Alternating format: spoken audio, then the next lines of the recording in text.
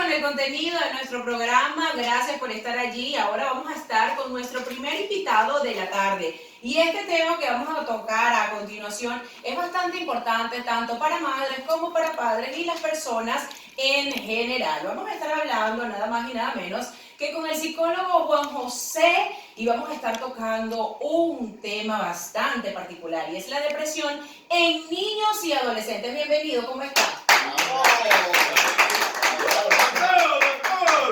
Muchísimas gracias nuevamente por estar aquí. Un flagelo que está tocando a muchas familias en estos momentos, muchos niños y adolescentes que están inmiscuidos en lo que son las depresiones. ¿Cuáles son las principales causas? Pero sí, antes de comenzar con las principales causas, yo quiero que vamos a definir primero qué es lo de qué es depresión, porque mucha gente confunde la depresión con otras cosas. Así es, vamos a establecer primeramente, anteriormente se pensaba de que la depresión era exclusiva, un fenómeno del estado anímico de los adultos, pero hoy en día nos damos cuenta de que la depresión afecta tanto a los adultos como a los adolescentes como a los niños. Entonces vemos que en los últimos tiempos ha habido un aumento significativo en el número de niños que son diagnosticados con síndrome depresivo. Pero ¿qué es un cuadro depresivo? ¿Cómo se puede definir la depresión? Bueno, va más allá de un estado de tristeza, que obviamente un estado de tristeza es un estado propio de la naturaleza humana. Todos experimentamos periodos de tristeza, pero cuando ese periodo de tristeza se prolonga de una manera que afecta nuestro diario vivir, que interfiere con nuestra habilidad de poder funcionar. Entonces, en el caso de los niños, ¿cómo sabemos que ya no es solamente un estado típico de tristeza, sino que un estado que ya está interfiriendo con su habilidad de poder funcionar en la escuela, está interfiriendo en su habilidad de poder relacionarse a otras personas, a otros niños? Vemos que ya es un estado que está interfiriendo con una de las capacidades más naturales y esenciales de los niños, que es la capacidad de jugar. Entonces, cuando vemos que ya ese niño o ese adolescente comienza a perder ese interés, esa capacidad en esas áreas que son tan significativas, especialmente en su periodo de desarrollo, pues ya podemos decir de que se está presentando, se está dando un cuadro clínico depresivo. ¿Cómo comienza el adulto a detectarlo? Y ahí mismo me contesta las causas principales. Bueno, hay factores multifactoriales.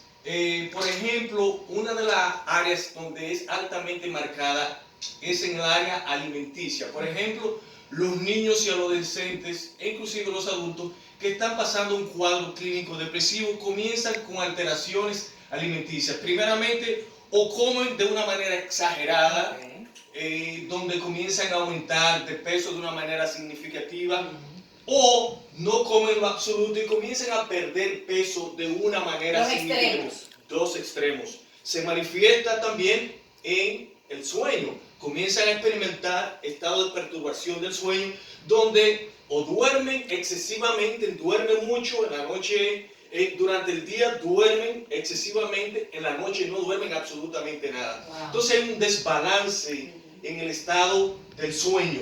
Esa es una de las áreas, obviamente, que podemos inmediatamente identificar de que sí hay un cuadro clínico depresivo que amerita, obviamente, una intervención médica, una intervención profesional.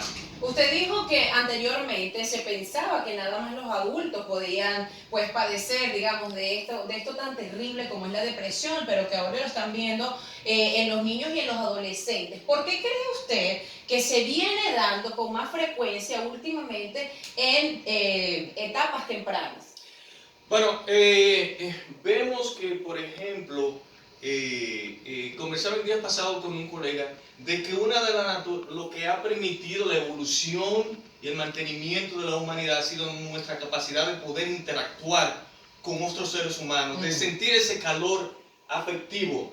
Hoy en de día, ser aceptados por el otro. De poder relacionarnos emocionalmente, psicológicamente y en todos otros ámbitos. ¿Qué pasa? Que hoy en día se está dando un fenómeno, que es el fenómeno donde la tecnología, a pesar de todos los beneficios, no ha quitado la capacidad de poder expresarnos de una manera afectiva, de una manera emocional con otros seres humanos. Entonces, ¿qué pasa? Que muchos niños, como ustedes muy bien lo saben, en la casa pasan una enorme cantidad de tiempo conectado a los teléfonos, A un iPad, al iPad, a los a juegos. los juegos. Y obviamente esos juegos, aunque imitan la realidad, no es realmente la realidad. Le quita esa capacidad de conexión, inclusive le quita la capacidad del lenguaje. Yo me atrevo a decir de que en un tiempo quizás no muy lejano, nosotros los humanos vamos a perder la capacidad del lenguaje. Oh, wow. ¿Por qué? Porque hoy en día no nos comunicamos. Así es. Texteamos, preferimos mandar un texto que llamar y escuchar ese calor humano de esa otra persona en el otro lado.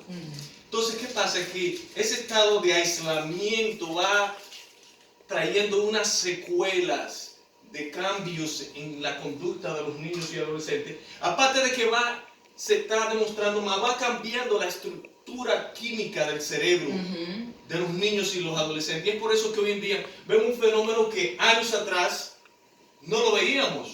No escuchábamos decir un niño que está deprimido. Eso era un concepto que obviamente era totalmente extraño, inconcebible para nosotros, pero hoy en día lo vemos con más y más frecuencias. Por ejemplo, vemos que en el 2003 el índice de depresión de niños diagnosticados y adolescentes era un 5.3.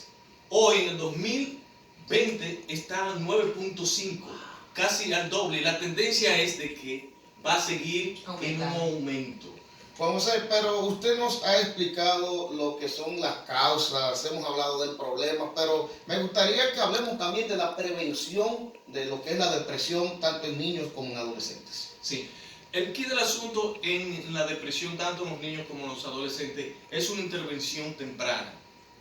Todos nosotros conocemos las características de nuestros hijos, o si no las conocemos tenemos que sacar el tiempo para hacerlo,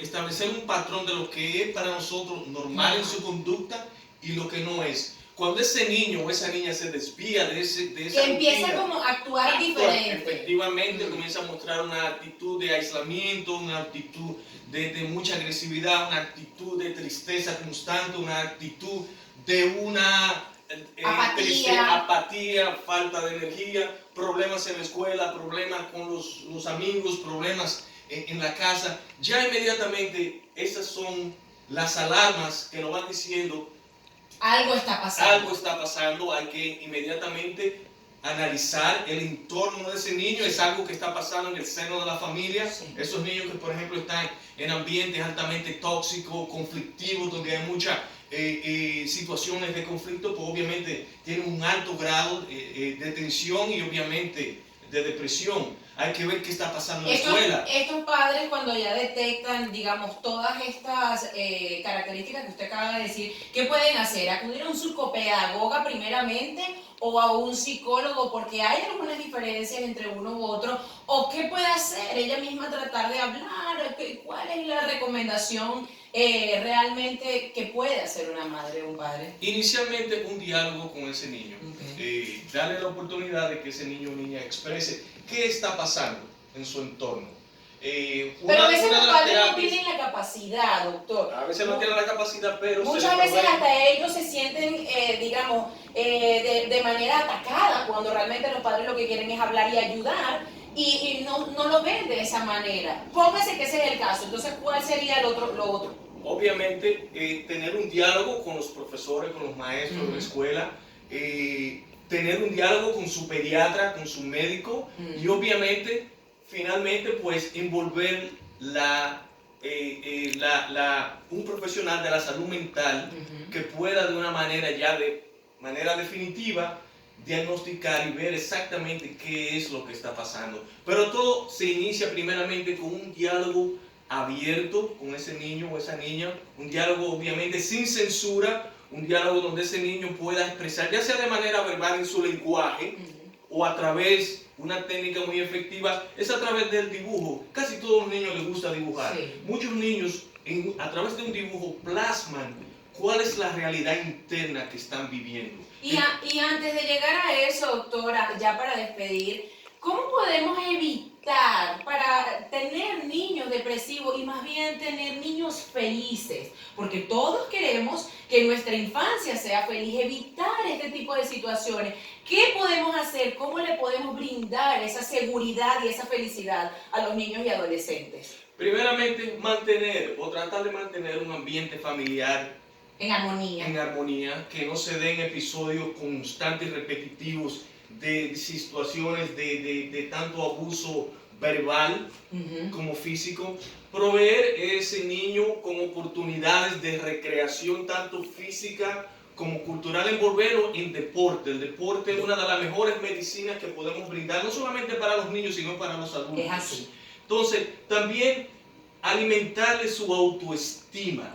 Es muy importante cuando un padre le dice a un niño, lo hiciste bien, o si no lo hizo bien en esa ocasión, va a haber otras ocasiones en donde estoy seguro que lo vas a hacer bien. Darle un apoyo incondicional, alimentar ese ego que todos nosotros necesitamos, especialmente en la etapa de desarrollo donde hay mucha confusión, muchas dudas sobre sí mismo y sobre todo del ambiente que le rodea. Interesante, gracias por compartir este tema que yo sé que es de bastante interés para todos nosotros y mucha gente que está actualmente ubicado en ese plano. ¿Algo que usted quiera agregar? Bueno, finalmente pues existen programas de ayuda en donde gratuitamente los padres pueden llamar y esa ayuda pues se le proveerá de una manera gratuita y es importante nuevamente de que intervengamos de una manera rápida y efectiva, especialmente cuando vemos algún síntoma que se sale de lo común. Si alguien tiene este tipo de problemas, ¿dónde pueden acudir a una consulta con usted a la hora de que, bueno, no quiera con estas consultas gratuitas porque piensan que no son capaces, sino más bien, bueno, yo lo vi en la televisión, yo prefiero irme con él, ¿dónde puedo llamarlo? Bueno, pueden contactarme al 917-364-0303, 917-364-0303. En pantalla. Gracias. Interesante, ahí está el número en pantalla. Nosotros vamos a continuar con más del programa más adelante. Vengo con los espectáculos.